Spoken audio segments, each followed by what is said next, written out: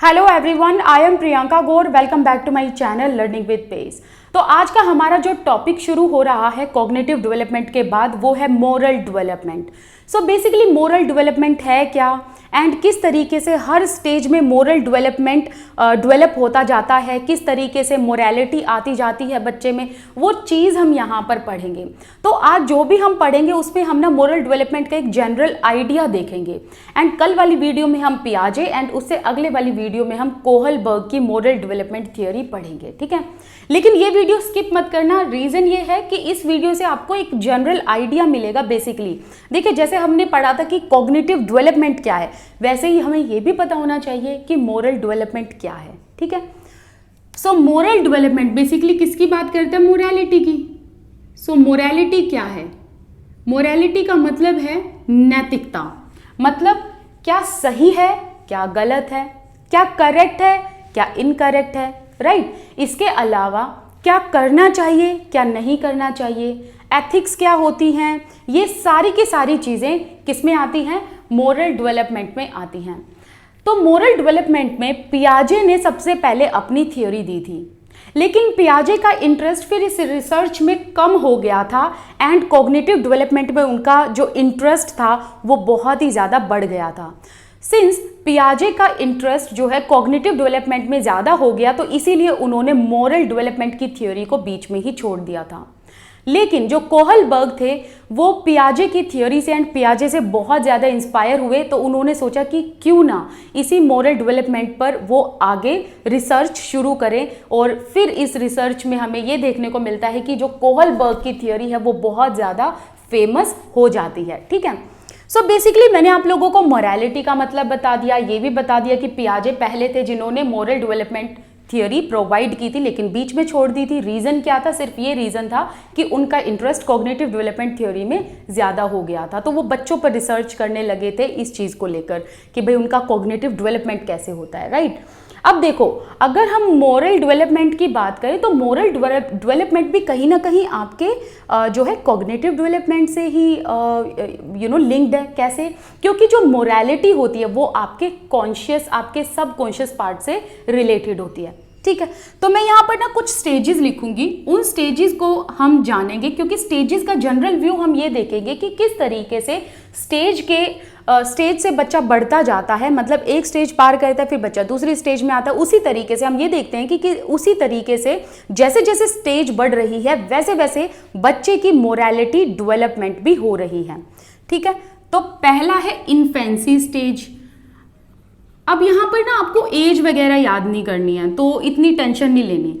Infancy stage के बाद बच्चा थोड़ा सा बड़ा होता है, चलने लगता है, टोडलर एज आ गई। फिर बच्चा जो है वो प्री स्कूल में जाता है।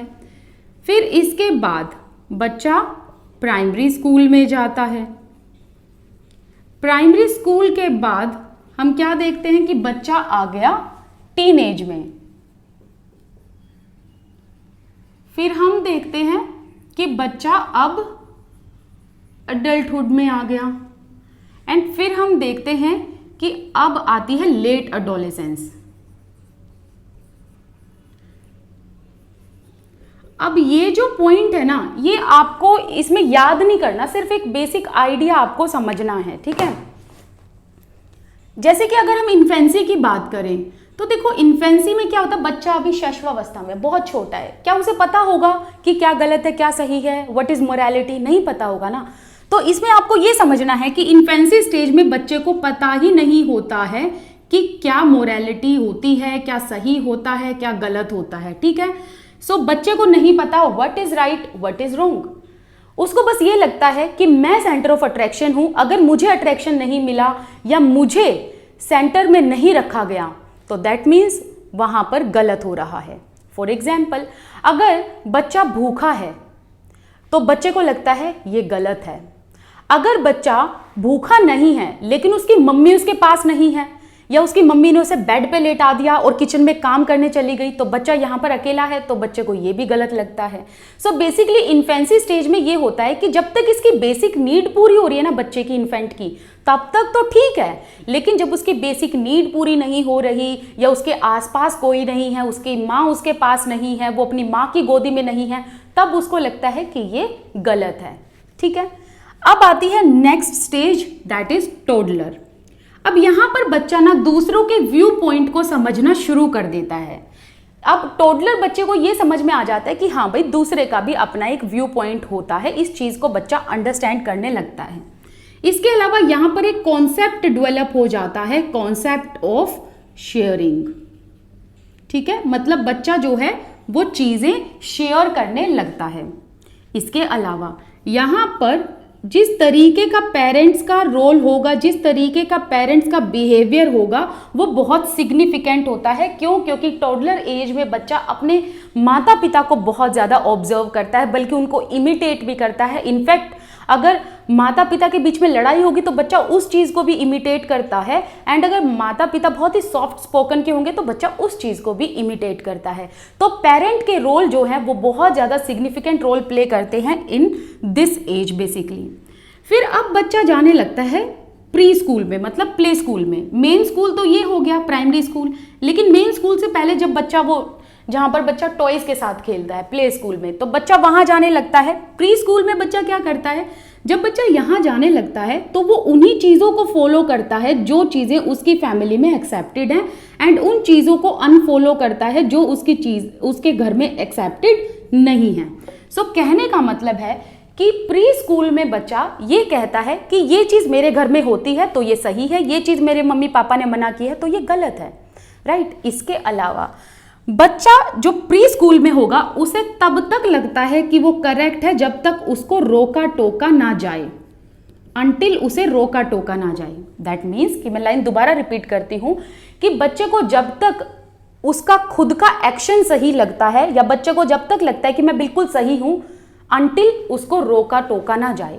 फॉर एग्जाम्पल, अगर मम्मी पार्क में बच्चे को घुमाने लेके गई, पार्क में किसी अजनबी ने बच्चे को चॉकलेट दे दी, तो बच्चा जो है अपनी मम्मी की एब्सेंस में चॉकलेट लिए जा रहा है, अजनबी से लिए जा रहा है, लेकिन एक दिन उसकी मम्मी ने देख लिया। तो अब उसकी मम्मी ने जैसे ये बोला, बेटा स्ट्रेंजर से कभी भी चॉकलेट नहीं लेते, ठीक है, एंड इनफैक्ट स्ट्रेंजर से बात भी नहीं करते हैं। तो यहाँ पर बच्चा जब उसकी मम्मी टोक देगी तब वो काम नहीं करेगा, लेकिन जब तक उसकी मम्मी को पता ही नहीं है कि बच्चा गलत कर रहा है कि नहीं कर रहा है, तब तक बच्चे को लगता है कि मैं सही हूँ क्योंकि मुझे अभी तक रोका टोका नहीं गया। ठीक है, इसके अलावा अब बच्चा जाता है मेन स्कूल में। जब बच्चा मेन स्कूल में जाता है तो आपको पता है कि स्कूल्स में तो रूल्स रेगुलेशंस होते हैं, तो यहाँ पर जो बच्चा है ना वो रूल्स एंड रेगुलेशंस को फॉलो करने लग जाता है। लेकिन इसमें कमाल की बात ये है कि इस एज में या इस स्टेज में बच्चा नेगोशिएशन पे काम करता है। अब नेगोशिएशन का मतलब क्या है? देखो, नेगोशिएशन का मतलब यहाँ पर यह है कि जो बच्चा प्राइमरी स्कूल में होगा ना, जो बच्चे इस स्टेज में होंगे, उनको नेगोशिएट करके काम कराना पड़ता है। जैसे कि बच्चे का मन है मैगी खाने का, तो बच्चे ने कहा मम्मा मुझे मैगी खिला दो, तो मम्मी ने कहा पहले फटाफट से मैथ्स का होमवर्क फिनिश करो तो आपको मैगी मिलेगी। तो ये क्या हुआ? नेगोशिएशन हुआ। बच्चे ने कहा मम्मा मुझे मूवी देखनी है थिएटर में जाके, मुझे लेके चलो ना थिएटर। तो मम्मा ने कहा कि ठीक है, हम आपको थिएटर तब लेकर जाएंगे जब आप यूनिट टेस्ट में फर्स्ट आओगे, राइट। इस तरीके से नेगोशिएशन होता है कि जब तक आप ये काम करोगे तभी आपको ये चीज़ मिलेगी। तो ये होता है नेगोशिएशन। तो आपने इसमें क्या देखा? इसमें आपको ना एक चीज़ याद कैसे करनी है, समझनी कैसे है कि हर एक में कुछ नई नई चीज़ें मैंने बताई। जैसे कि इन्फेंसी में तो कोई भी किसी भी तरीके का जो है मोरल डेवलपमेंट नहीं होता, तो बच्चा यहाँ पर सेंटर ऑफ अट्रैक्शन बन के घूमता है सबका। तो जब तक उसे आप सेंटर में रखोगे तो वो खुश है, नहीं तो वो खुश नहीं है। तो देखो यहाँ पर आपको मेन याद रखना है कि पेरेंट का रोल इंपॉर्टेंट है। शेयरिंग का कॉन्सेप्ट बच्चे में डेवलप हो जाता है टॉडलर में। जब बच्चा प्री स्कूल में जाता है तो यहाँ पर बच्चा उन चीज़ों को फॉलो करता है जो उसके घर में फॉलो की जाती हैं, एंड जो उसके मम्मी पापा जिन चीज़ों को फॉलो नहीं करते उन चीज़ों को बच्चा अनफॉलो कर देता है। इसके अलावा प्राइमरी में आपको ये ध्यान रखना है कि बच्चा जो है वो नेगोशिएशंस पर काम करता है। तो ये जो एक एक पॉइंट है ना, ये तो आपको याद रखने हैं, क्योंकि इससे क्या होगा ना कि आपकी जो अदर सब्जेक्ट की पेडागोजी है वो तो क्लियर होगी ही, इसके अलावा सीडीपी में तो आपको पता है ये बेनिफिशियल है ही। अब देखो, बच्चा गया टीन एज की उम्र में, यहाँ पर तो वो पीयर के इन्फ्लुएंस में रहता है। लेकिन इसमें जो आपको मेन पॉइंट ध्यान रखना है वो ये है कि बच्चा ना इस एज में डेली बेसिस पर मोरल जजमेंट देता है। डेली बेसिस पर, एक सेकेंड, हाँ ठीक है, डेली बेसिस पर क्या देता है, मोरल जजमेंट देता है। इसके अलावा अब बात करते हैं अडल्टहुड की। अडल्टहुड में क्या होता है, देखो अब बच्चा जो है बड़ा हो गया, अडल्टहुड में आ गया, तो अब इस इंसान को ये समझ आ जाती है कि क्या सही है, what is correct and what is incorrect. इसके अलावा सोसाइटी के रूल्स रेगुलेशंस को भी बच्चा फॉलो करने लग जाता है, राइट। तो यहाँ पर बहुत सारी समझ आ जाती है अडल्टहुड स्टेज में। अब अगर लेट एडोलेसेंस की बात करें तो इसमें क्या होता है, लेट एडोलेसेंस में या लेट एडल्टहुड में होता ये है कि यहाँ पर बियॉन्ड सेल्फ जाकर बात की जाती है। अब सेल्फ से मुझे एक चीज और याद आई कि अडल्टहुड में बच्चा हमेशा सेल्फ एंड अदर्स का कॉन्सेप्ट समझता है। सेल्फ एंड अदर्स का मतलब क्या हुआ, देखो सेल्फ मतलब खुद, अदर्स मतलब और लोग, उसको छोड़कर और लोग, जैसे कि फैमिली हो गई, स्कूल टीचर हो गई एंड ऑल। तो सेल्फ में बच्चा ये सोचता है कि वो जो काम करता है वो बिल्कुल सही है एंड दूसरे जो काम करते हैं वो भी सही है। तो यहाँ पर सेल्फ एंड अदर्स का कॉन्सेप्ट लेकर बच्चा चलता है। इसके अलावा लेट एडोलेसेंस में तो हर तरीके की जो एथिक्स है वो बच्चे में डेवलप हो जाती है। बच्चा तो नहीं हो गया बेसिकली, अब तो वो एक उसने एक एज पार कर लिया, 18 अबव वो हो चुका है। तो अब क्या है ना, बच्चे में एक रैशनैलिटी आ जाती है कि तर्क वितर्क लगाना आ जाता है। इसके अलावा सोसाइटी के रूल्स रेगुलेशंस अच्छे से फॉलो करने आ जाते हैं। इसके अलावा अपनी सोसाइटी में इस टाइम पर हर इंसान चाहता है कि वो कुछ ना कुछ कंट्रीब्यूट करे। लेकिन यहाँ पर एक दिक्कत और देखी गई है, हमें यहाँ पर 2 वेज देखने को मिले लेट एडोलेसेंस में। देखो कुछ बच्चे ऐसे होते हैं जिनका बचपन से परवरिश अच्छी हुई होगी, बचपन से उनको टीचर्स अच्छे मिले होंगे, तो यहाँ पर जाकर वो सोसाइटी में अच्छा कंट्रीब्यूशन देते हैं इस स्टेज में जाकर। बट कई बार क्या होता है ना कि बच्चों के साथ ना एक बचपन में इमोशनल, फिजिकल, सेक्सुअल बहुत अजीब अजीब तरीके का एक एब्यूज होता है या शोषण होता है।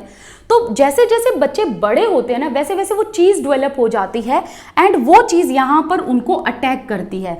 तो लेट एडोलेसेंस में जो जिनके साथ बचपन में कुछ गलत हो रखा है तो वो क्या करते हैं, वो ना अपनी बचपन की यादों को भूल नहीं पाते, तो वो कभी कभी अलग तरीके से भी इस चीज़ में रिएक्ट कर जाते हैं। मतलब वो थोड़े से वॉयलेंट बन जाते हैं लेट एडोलेसेंस में जाकर, या फिर वो एंटी सोशल बन जाते हैं। सो यहाँ पर 2 वेज देखे गए लेट एडोलेसेंस में। एक तो वो वे हो गया, मतलब एक वो रास्ता हो गया जब कुछ लोग ऐसे हैं जो सोसाइटी के हिसाब से चल रहे हैं, नियम कानून के हिसाब से चल रहे हैं, राइट। एंड एक वो रास्ता हो गया जब कुछ लोग एंटी सोशल हैं।